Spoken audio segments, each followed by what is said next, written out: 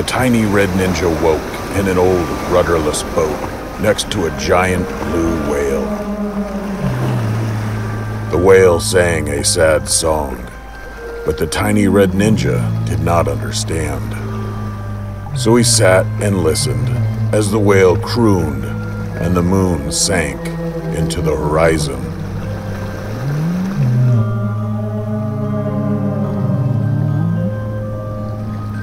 When it felt right, the tiny red ninja waved at the massive beast, but was unsure if the whale understood the gesture. Seconds later, the whale sank into the sea, and the tiny red ninja was again all alone. The tiny red ninja spent the next few nights and days drifting aimlessly in solitude. For the first few days, he wondered if anyone missed him. But then, he began to wonder if anyone ever knew him at all.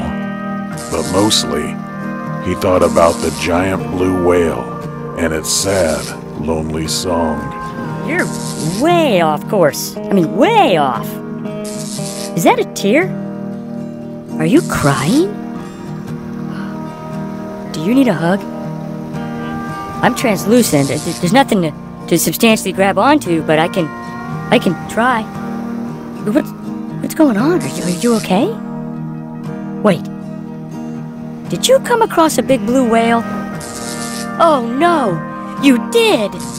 Was he singing? You were cursed with his song of sorrow. Oh, look, the spell must be broken. It's gotta be. Because now you're not only off course, but you're also way behind schedule. And why are you drifting? Why didn't you use the map? There was no map, was there? Oh, this is bad. This is really, really bad. I gotta go see the king. Look, I hope to see you again. And you gotta get the sword. The black one. To break the curse. And hurry. I hope to see you again. The tiny red ninja slid to the damp hull of the boat. He stared up at the sky and fell asleep for what seemed to be only a second. But it was in that second that he traveled home and patted his cat Harry on the head. Harry purred. A second after that, the tiny red ninja opened his eyes to see that the boat had run aground. And when he sat up,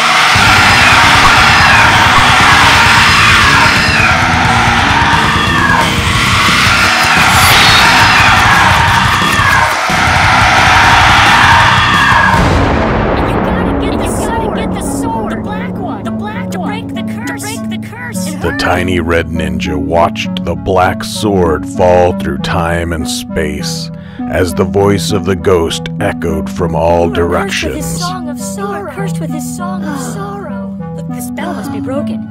He then watched the sword stab the ground and grow into a tree. What do you hear? I hear the grasshopper. Then, in a flash, he was himself but old, and somehow he knew the screaming monster had removed years from his life. He knew that he must move, but when he tried, his bones ached and shook. So he sat back down, even though the tide continued to rise. It was then that a giant stepped from the sky. He wore yellow rain boots and bellowed. I am here to destroy the tiny red ninja. Have you seen him, old man? Well, if you do, tell him Yosef must step on him, and the sooner the better. As the giant stomped away, the tiny red ninja realized that the screaming monster had saved him from the giant. But at what cost?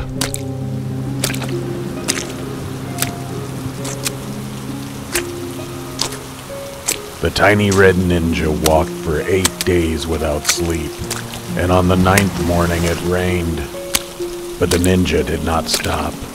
Neither did he know where he was going, or even where he was. A whisper from somewhere inside his head encouraged him to keep moving, and he hoped if he did, he would regain his youth, and even return home. Home. The word echoed inside of his body, but without definition.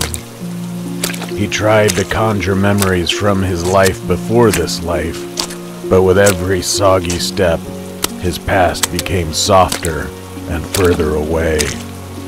He tried to remember his cat Harry and the faces of his mother and father, but everything he thought he knew now seemed delicate and distant. How could it be, he wondered? Was Harry the fantasy, or the giant in the yellow rain boots? Were the sleepovers with friends and the old movies on the black and white television at his grandparents' house real? Or was the massive blue whale? The tiny red ninja began to wonder if everything was a dream, and if he'd ever been awake at all. Home, the voice whispered again, but this time he was sure that the word came from his heart. And even though the tiny red ninja wanted to stop, he continued forward.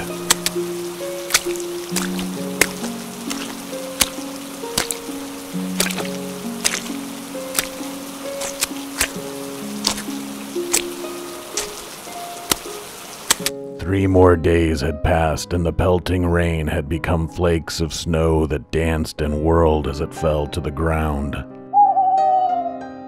It was on the fourth day of the blizzard that he found himself at the entrance of an old cemetery with a skeleton running in circles at the end of a long line of tombs and gravestones.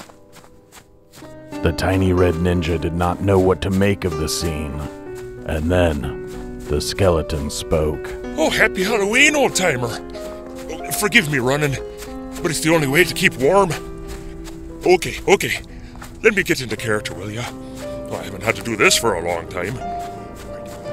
Just beyond is a cave, and in that cave as well, you'll have to see for yourself. But before you can, you have to solve a riddle, and you only get one shot at it. So take your time, because if you get it wrong, you and I trade places. You'll be stuck here guarding the graves until someone else comes along and gets the riddle wrong, and I'll be free. Are you ready? I have a name that is not mine, and no one thinks of me in their prime. People cry at my sight, while others lie with me day and night. What am I? The skeleton's riddle was one that he had heard before, so the answer was not difficult to know. The tiny red ninja pointed at the nearest gravestone without even reading it. Ooh, that's right! You did it! Oh, I'm so relieved. I don't even know what I'd do with myself if I weren't doing this. It's the only thing I have left. I don't even know where I'd go. Everything I ever had is gone. Oh, and keep an eye out for the one-eyed cat. She can help you. A few hours after the tiny red ninja left the graveyard, he began to feel the ground rumble beneath his feet. Subtle at first, but the shaking steadily grew. He knew that the giant in the yellow rain boots was near, and that he had to take refuge. It was at a break in the tree line that the tiny red ninja could finally see the mountains with the cave, and the beautiful sky beyond. Still miles away and past the boundaries of the colorless forest. He knew that he could not make it to the mountains before the giant found him and stomped him. There was an anger growing inside of the ninja that he did not fully understand. He did not know where he was or even what he was doing. He did not know if he'd get the years of his life back or even get back home. It was then that the tiny red ninja came across the house. It seemed abandoned and alone. It was shelter, he thought, and the giant was getting closer. He knew that he had to hide, and even though everything inside of him said to keep moving and forget this place, he instead walked toward it and into it. Hello! Good to see you. Now, don't be confused. The doorway to the creepy house, it's a portal that takes you to where you need to go. There's a lot of them around here. They don't all take you to where you need to go, though. Some are random, some are bad. Sit, warm yourself by the fire. Did you know that it's Halloween? That's why I'm wearing this mask.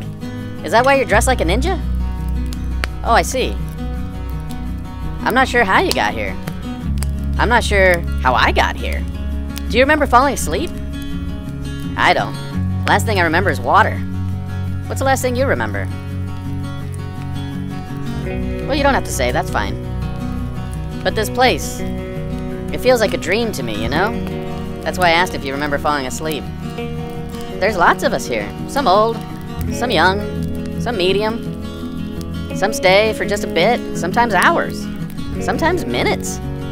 But others stay for months and years sometimes. Some leave, some don't, some can't. I can't. Took me a while to realize that, but once I did, I was happier, I think. But you can, though. At least I think you can. Most folks around here say you can, anyway. I hear you're different. Just stay focused and don't let this place blur your memories. It'll do that. You look tired, Ninja. Sleep. Sleep by the fire. The giant can't get you here. You're safe. Then when you wake, I'll show you where the sword is. The ghost left a map for you a few days ago. He said you'd be here.